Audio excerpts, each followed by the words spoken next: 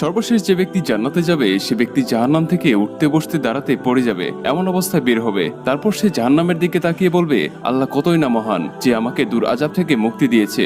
সে জান্নাতের বাইরে একটা দরজা দেখতে পাবে। তখন সে মন আল্লাহকে বলবে, হে আমার রব, আমাকে এই দরজার কাছাকাছি নিয়ে যান, যাতে করে আমি তার ছায়া নিতে পারি। তখন মহান আল্লাহ বলবেন, হে আদম সন্তান, আমি যদি তোকে এটা দিয়ে দেই তাহলে তুই আর কোনো কিছুই চাইবি না তো?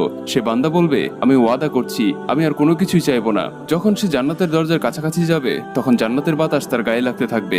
সে আবার আল্লাহর কাছে চাইবে, হে আল্লাহ, আপনি আমাকে জান্নাতের কাছাকাছি করে দিন। আল্লাহ বলবেন, তুই তো ওয়াদা করেছিলি। কিন্তু তারপরেও আল্লাহ তাকে জান্নাতের কাছাকাছি করে দিবেন আর জিজ্ঞেস করবেন, তুই আর কোনো কিছুই চাইবি না তো? বান্দা বলবে, আমি ওয়াদা করছি আমি আর কোনো কিছুই চাইবো না। যখন সে বান্দা জান্নাতের কাছাকাছি যাবে ও জান্নাতীদের আওয়াজ শুনতে পাবে তখন সে আল্লাহর কাছে আবার বলবে, হে আল্লাহ, আপনি আমাকে জান্নাতের ভিতর প্রবেশ করিয়ে দিন। কিন্তু তারপরেও আল্লাহ তাকে জান্নাতে প্রবেশ করিয়ে দিবেন। দেখেছেন আমাদের আল্লাহ কতটা মহান।